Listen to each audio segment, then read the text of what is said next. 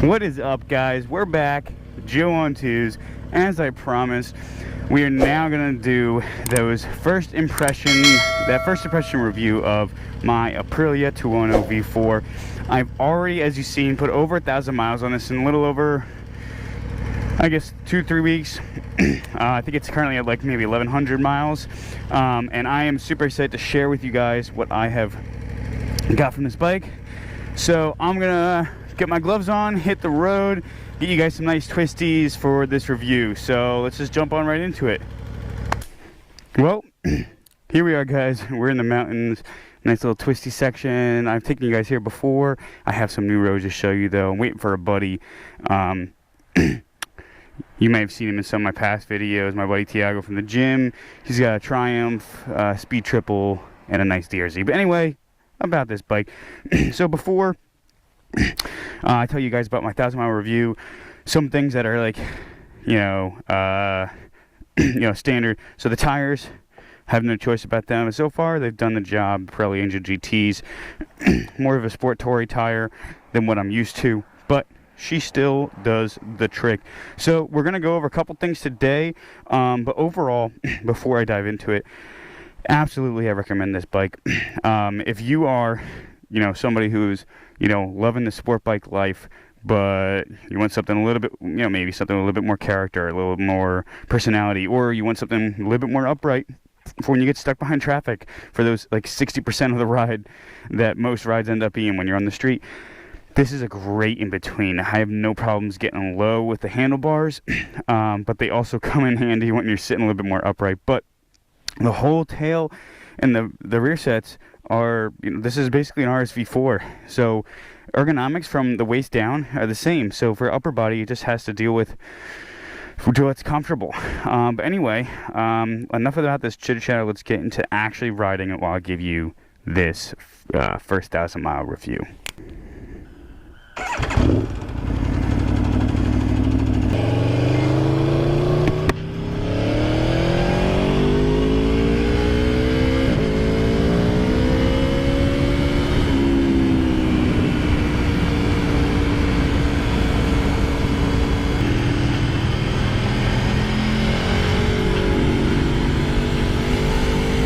So some of the great things I love about this bike is, having handlebars. It just goes exactly where you want to put it. It's just bam, bam, bam. It's just right there. Hello, doggy. And it's just like, it's very different. Like I've seen in videos how because of handlebars, your forward push is, on a sport bike when you're hunched over, you're gonna have to really focus more and make sure you push in the forward and not down. Whereas, and that was fine on my R1. I didn't ever feel like I didn't have control. But this is just like your hand's already, relaxed. The relaxed angle, your hand is already in that frontward push. So it's definitely, the agility of this bike, even though it's a little bit heavier than my R1, it doesn't feel it at all, even when I'm moving it around. And people complain about the steering radius of this bike. I don't see anything, notice anything that's not good. I think this is my turn. I have a new little, area for you guys. It used to not be paved. Uh-oh.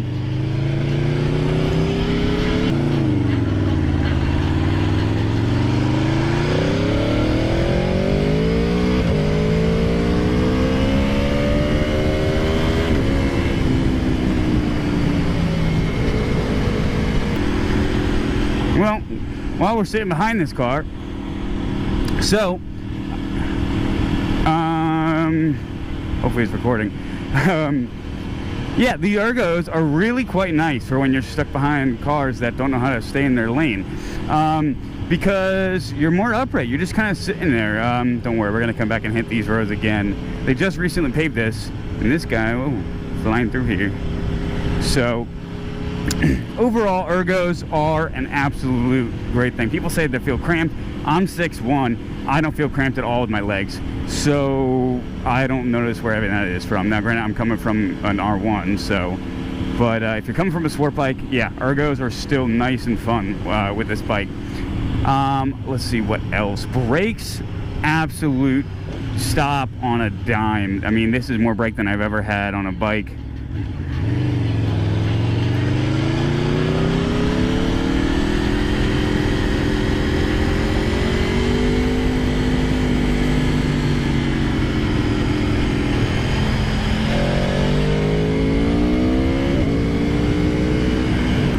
So, power. This thing has tons of power. Compared to the review of the R1, which was a little longer term, this is not a beginner bike. Do not get this for your first bike. I wouldn't even get this for your first liter bike. My R1 was my first liter bike, and it was definitely better, especially because this thing has a heck of a lot more torque than my R1 did.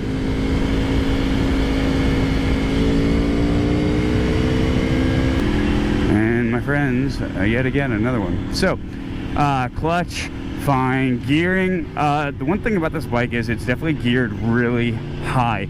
Overall, like, I'm in third gear right now and I'm bogging. I'm going 35 obviously, so second gear it's happy. And honestly, with the fuel gauge thing, like telling you what your fuel mile, it doesn't tell you, it's not a fuel gauge, but it tells you like your miles per gallon. It's definitely happy at that, you know, that RPM and such. So this is where we need to find a place to turn around safely.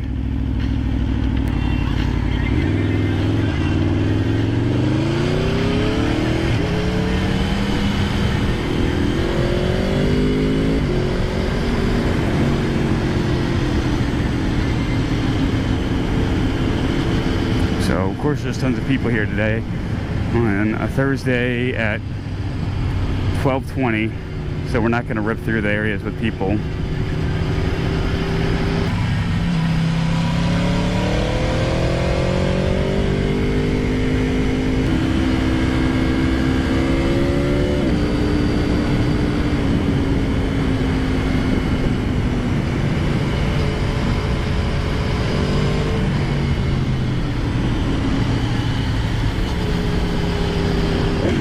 If I were to know that there's no police here, this would be a fun place to go through fast, but you don't really ever know. But anyway, so the electronics on this thing are very intuitive and very useful. Honestly, I haven't felt them really kick in at all. I keep turning them down as I get more and more into the bike. The only thing I've ever felt is the rear ABS when I downshift hard and if my foot accidentally kind of taps that rear brake. So the electronics on this thing are really nice. ABS, I really don't feel that's that intrusive, but it's there when you need it. And then the traction control, I turned it all the way up on the day I was riding when it was wet out and there was, you know, some rain. And I felt it kicking in when I, you know, on throttle application.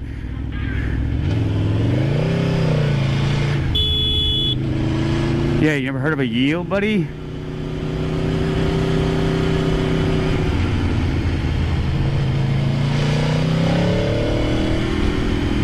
This is the best part.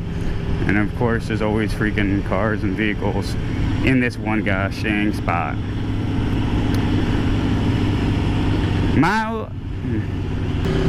And downhill is the best part. Let me guys know what you think in the comments. Uphill or downhill ripping? I used to like uphill more, but as I've kind of progressed, I like that downhill feeling of, you know, being on rails almost.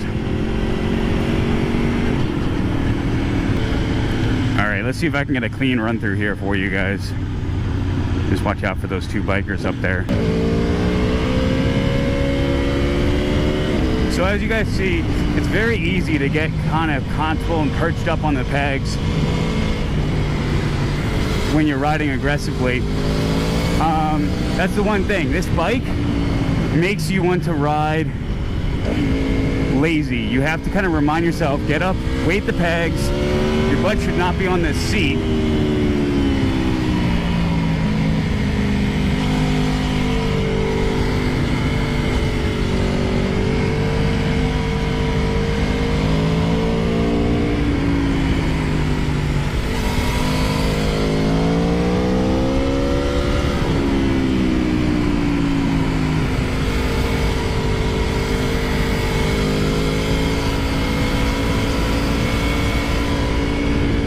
Knows how to stay in their lanes up here.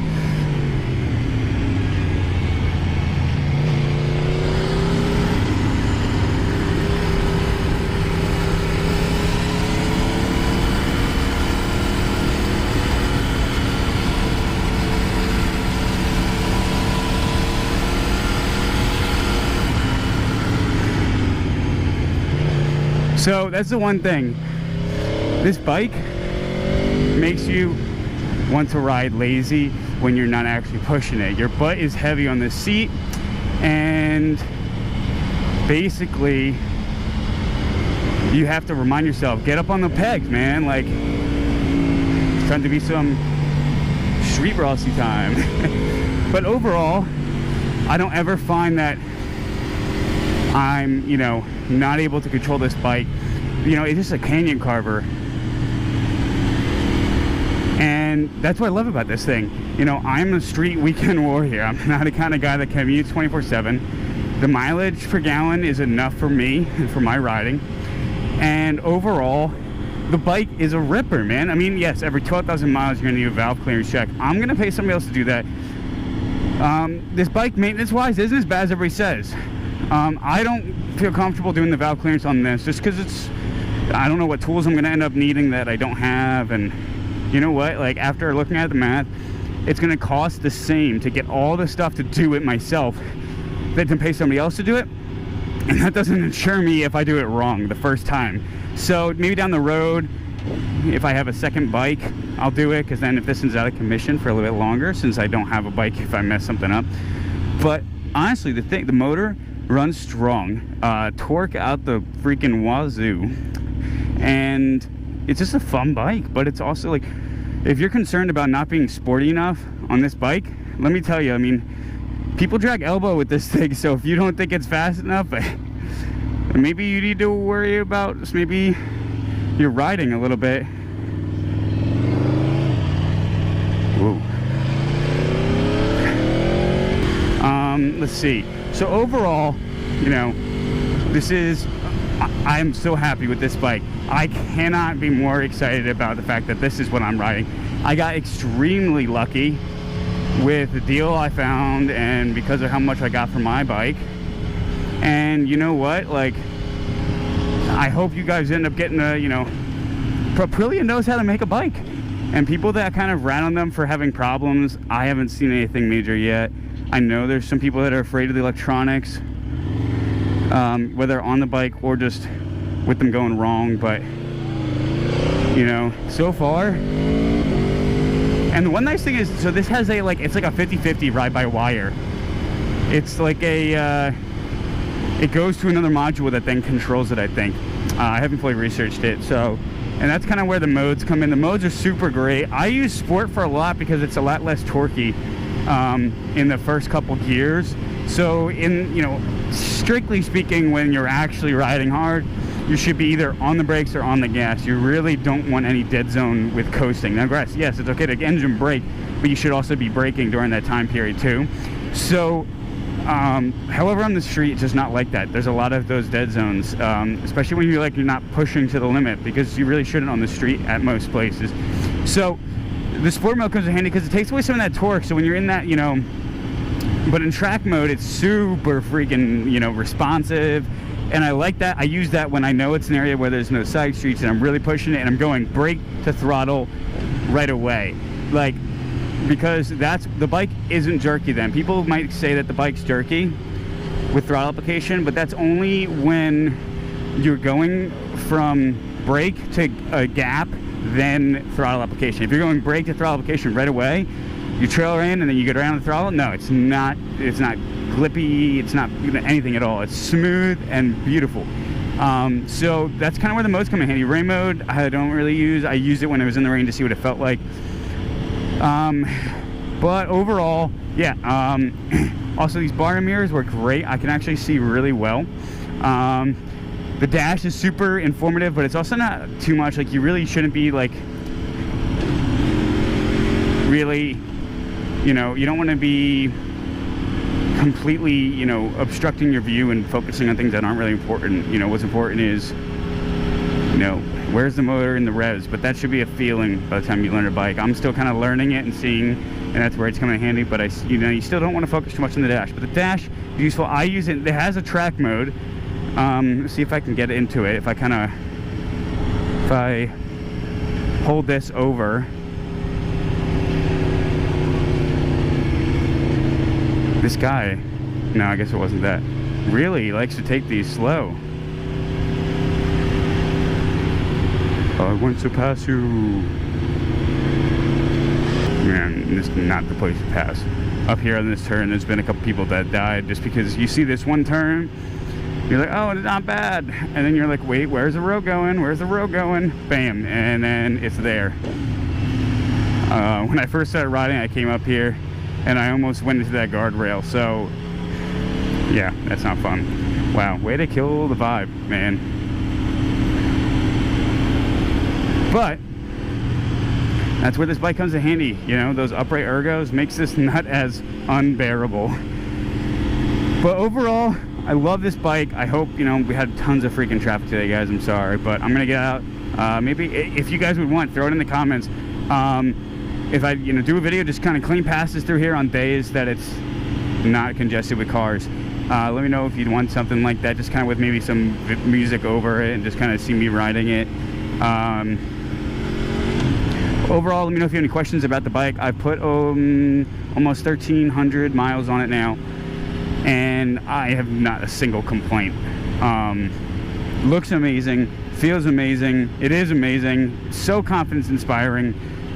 When you're in the corners and you're hanging off and it goes over bumps and gravel and stuff, yeah, I don't even feel traction control working. It's just that beautiful chassis doing its job and just kind of doing, and this bike is known for that. You know, the RS-V4 chassis is amazing, and it speaks to it absolutely when I ride it.